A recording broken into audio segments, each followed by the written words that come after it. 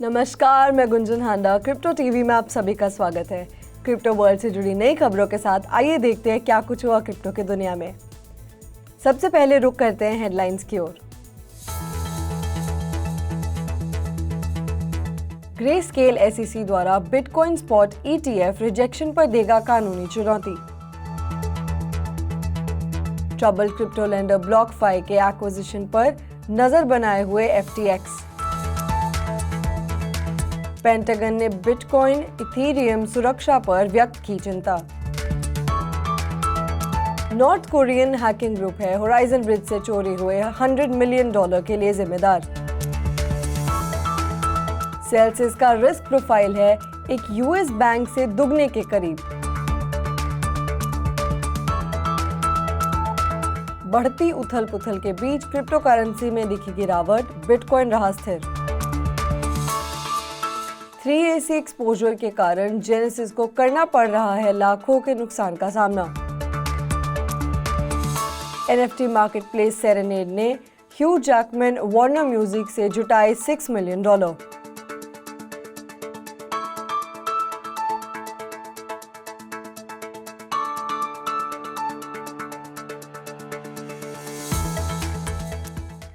आइए देखते हैं खबरें विस्तार से। ग्रेस्केल इन्वेस्टमेंट्स के अपने $13.5 बिलियन ग्रेस्केल बिटकॉइन ट्रस्ट या GBTC को स्पॉट बेस्ड बिटकॉइन ETF में कन्वर्ट के एप्लीकेशन को SEC ने वेडनेसडे को कंपनी द्वारा अप्रूवल पाने के एक्सटेंसिव एफर्ट्स के बावजूद अस्वीकार कर दिया है। SEC ने अपनी फाइलिंग में कहा है कि एप्लीकेशन मार्केट मैनिपुलेशन को रोकने के साथ साथ दूसरी चिंताओं के बारे में SEC के सवालों का जवाब देने में विफल रहा है। ये डिसीजन SEC द्वारा वेडनेसडे को स्पॉट बिटकॉइन ETF के अप्रूवल के लिए बिटवाइस के एप्लीकेशन को अस्वीकार करने के बाद किया गया है।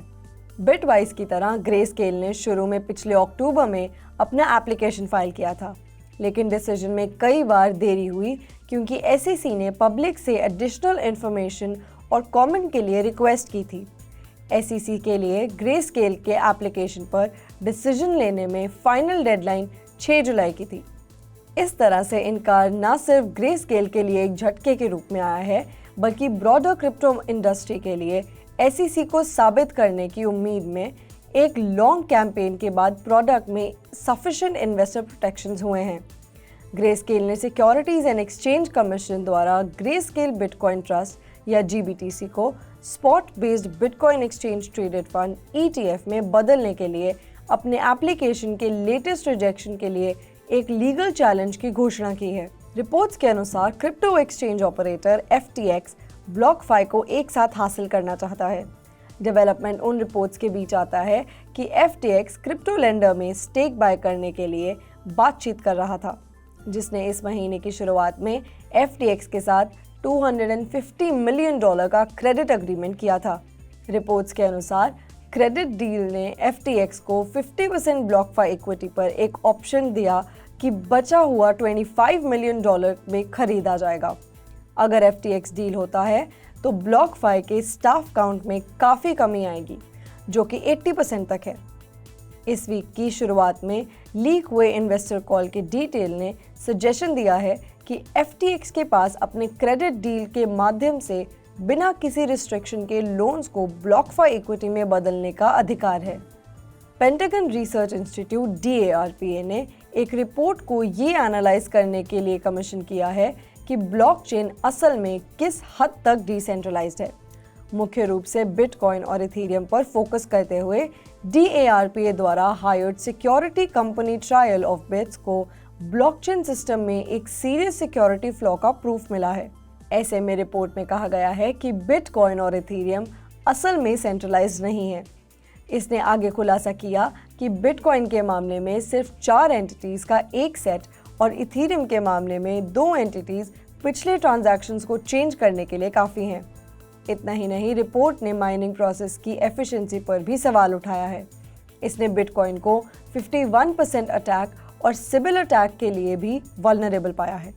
रिपोर्ट ने इथेरियम जैसे ब्लॉकचेन पर भी सवाल उठाया है, जो ट्यूरिंग को पूरी तरह से ऑन चेन एग्जीक्यूशन को सपोर्ट करते हैं। उसका मानना है कि ऐसे ब्लॉकचेन स्मार्ट कॉन्ट्रैक्ट्स को अपग्रेड होने से नहीं रोक सकते। ये इस तरह से ब्लॉकचेन्स को उसी तरह ट्रस्ट इश्यूज के बीच छोड़ देता है जिसका सामना फाइनेंस की सेंट्रलाइज सिस्टम द्वारा किया जाता है। मार्केट में मंदी के दौरान बिटकॉइन और इथेरियम में मेजर सिक्योरिटी कंसर्न्स को हाईलाइट करने वाली ऐसे रिपोर्ट इंडस्ट्री के मामले को बदतर बना सकती है। ब्लॉकचेन रिसर्च फर्म एलिप्टिक के न्यू एनालिसिस के अनुसार लजारस ग्रुप एक नॉर्थ कोरियन हैकिंग ग्रुप जिसे किम रिजीम द्वारा समर्थित माना जाता है, पिछले हफ्ते हार्मनी ब्रिज की हैकिंग के पीछे हो सकता है।